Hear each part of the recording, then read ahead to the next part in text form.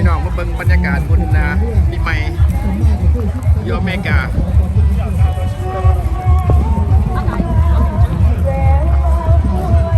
คนร้ายเสียร้ายวะร้ายเสียร้ายวะเด้อพี่น้อง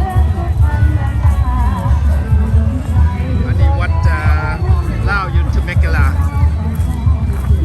โอ้รถฮาร์เลย์สิพาไปเบิ่งรถฮาร์เลย์เนี่ยเป็นแถวอยู่นี่จะขั้นขัดได้หนึ่งพี่น้อง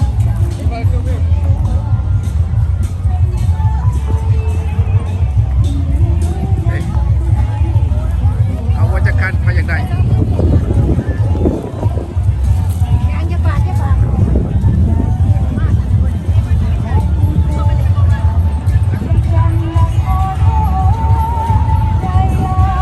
ในโซนขายของ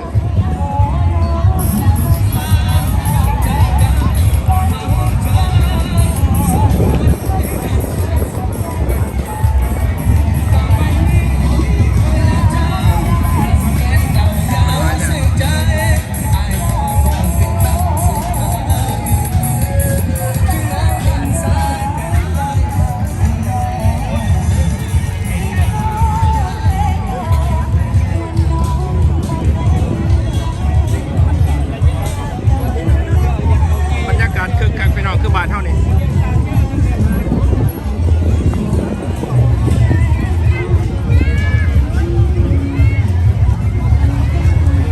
อันนี้หานสมตำมะพุงปิ้งไก่ปิ้งไข่น้ำหอยปัน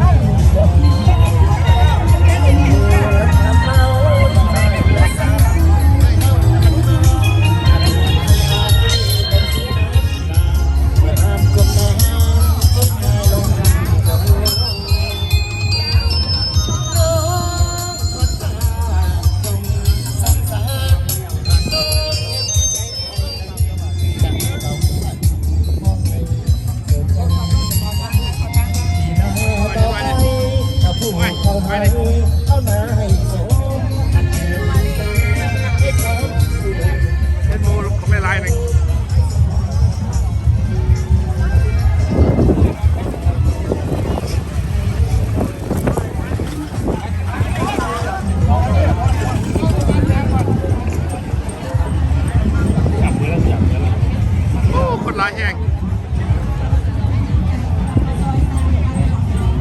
อันนี้สุ่มนี่คือสิขายของขายเฟอร์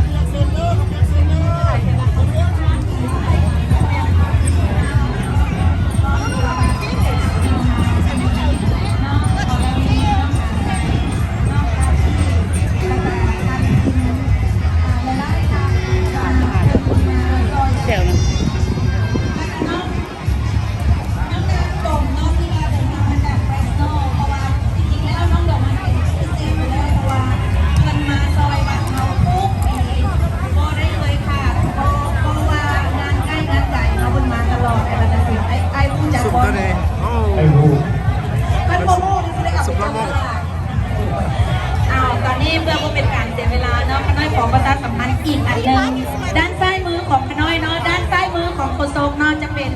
โต๊ะdonation เนาะเพื่อเป็นการท่านใดต้องการลำวงเต้นลำจังหวะบาสโลปจังหวะอย่างกระตามเนาะเพื่อมา donation หรือว่ามาบริจาคของเพลงและทางรายการเนาะจะเป็นการจัดแจงเพลงให้เนาะไปทางศิลป์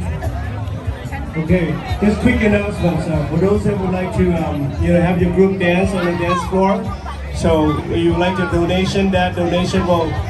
help the temple to be built restroom and then some other facility here, so they can help when the mini unit come. So we can, help yourself on the left here. So you can talk to the community member here that will pour it down for your group dance, and your band will provide any music that you guys want to dance with. So please support the Lao Temple here. บ้านลาวตระนำมงคลก็ได้ขอเชิญ ที่ว่าขน้อยสองคนมายืนเว้าอยู่นี่เพื่อขั้นรายการโมเมนต์ว่าอยากมาเว้าหลายเพื่อให้ทานผู้มีเกียรติรำคาญเนาะขน้อยเนาะอย่ารำคาญพวกขน้อยเด้อพวกขน้อยทำตามหน้าที่เพราะว่าเมื่อนี้เฮาการสร้างบุญทำบุญน้ำกันจุดประสงค์ของวัดเราและตระนำมงคลคือเฮาอยากสร้างห้องน้ำเพื่อให้มีห้องน้ำทางเอาท์ดอร์ให้แขกผู้มีเกียรติได้มาฉลองบุญเราในเยียแต่ละปีได้มีห้องน้ำกับไส้เพื่อความสะดวกสบายของแขกผู้มีเกียรติหนึ่งก็คือสำคัญคือห้องน้ำและเราต้องเฮ็ดให้ได้และก็ต้องเกิดขึ้นในปี 2024ผ่านมาแล้วการจะได้ทำสิ่งใหม่ๆกลับไปโมเมนต์แค่ห้องน้ำมีเลยหลายอย่างเกิดขึ้นการเข้ามาท่านจะสังเกตว่า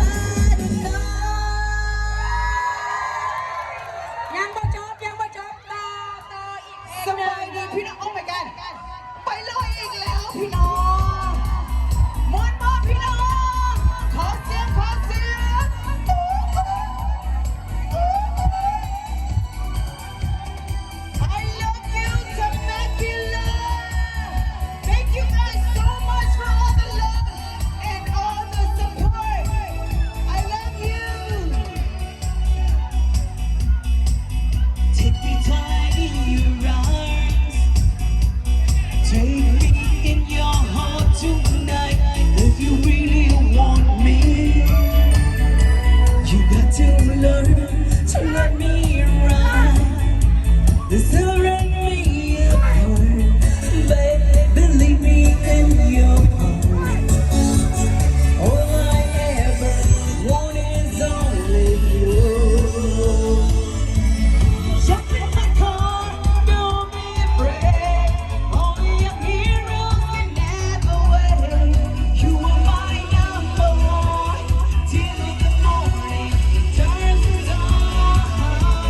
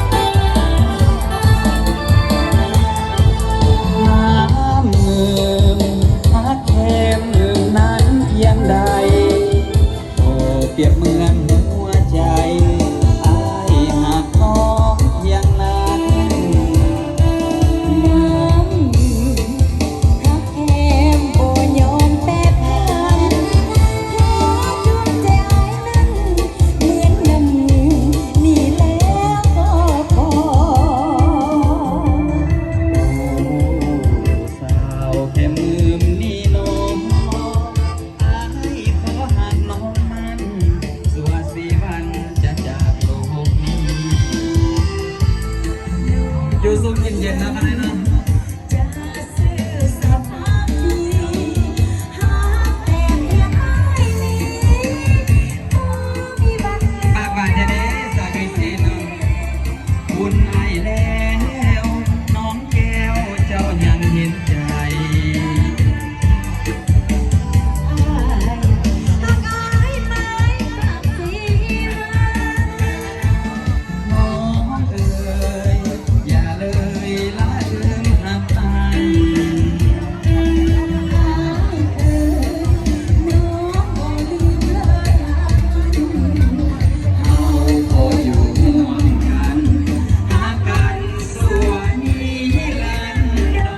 น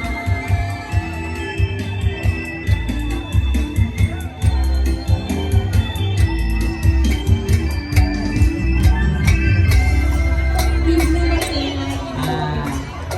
ขอบใจนะ ยังไงป้าลงยังป้าลงยังชีวิตเสร็จแล้วได้จะยังป้าลงผู้ใหญ่ลงถึงมาชอบเลยแล้ว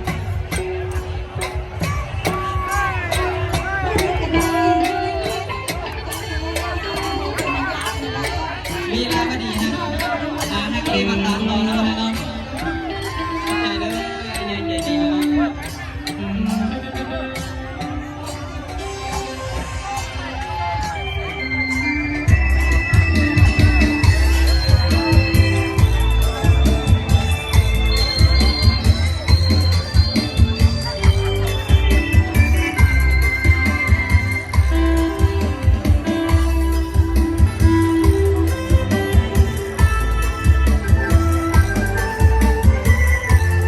ดีใจเป็นเกียรติเป็นยิ่งหากได้กินคนต้องฟังมาอย่างนี้ค่ะ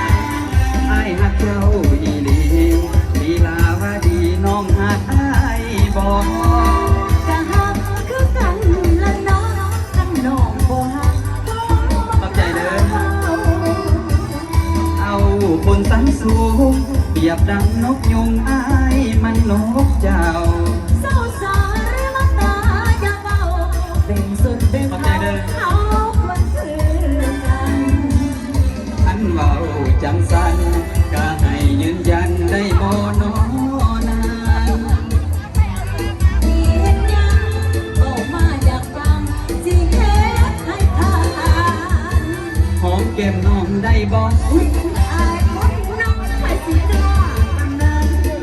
เห็นบ่ล่ะเจ้าบ่หากัน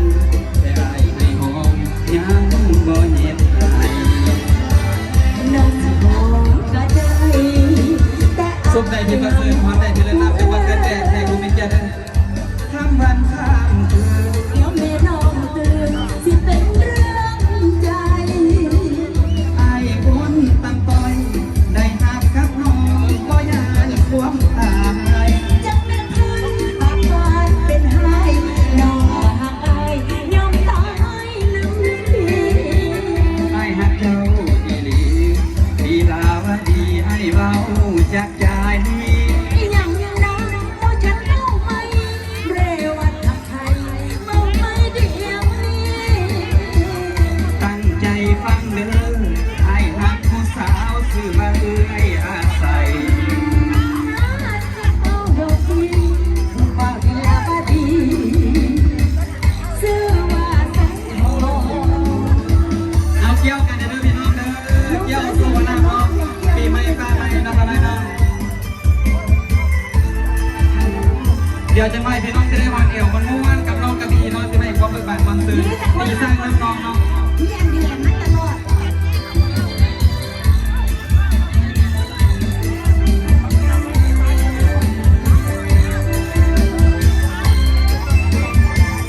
ไอ้หักเจ้าดีดีดีลาบดีน้องหักไอ้บอก กะหักคือกันละน้องกันดอกบ่หักน้องบ่กล้าบอก เจ้าคนสันสูงเปรียบดังนกยุงไ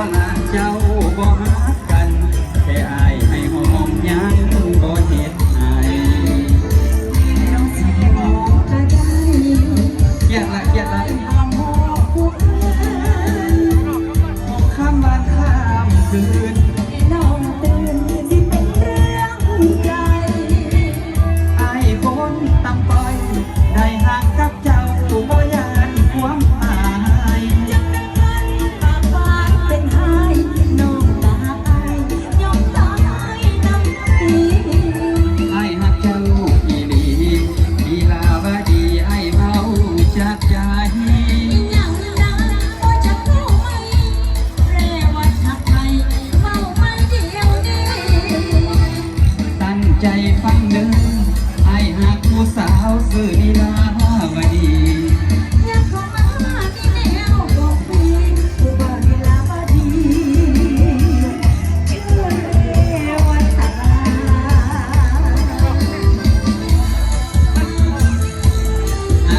สุริยะเองก็บอกกับใจนะแต่กูมีเกียรติทุกทางอีกเท่านั้นเนาะเยี่ยมมาพวกมันคือน้องกันในวันนี้เนาะให้สุขภาพแข็งแรงร่ำรวยน้องเพราะว่าเขากันยังมีอีกหลายๆศิลปินเนาะอะไรเนาะก็บอกกับใจณโอกาสนี้อีกเท่านั้นเนาะ อย่าเฝ้าลงเด้อขน้อยเด้อเพื่อเป็นการขั้นเวลาเฮาสิจกสลากขน้อยต้องเบิ่งว่าทุกท่านที่ยืนอยู่ที่นี่มีสิทธิ์ขึ้นมาจก มีสิทธิ์ขึ้นมาจับรางวัลโมเมนต์กรรมการและก็โมเมนต์ผู้ที่มาบริการนำวัดเขาฉะนั้นท่านใดก็ตามเตรียมพร้อมที่จะมาจกรางวัลก่อนที่จกรางวัล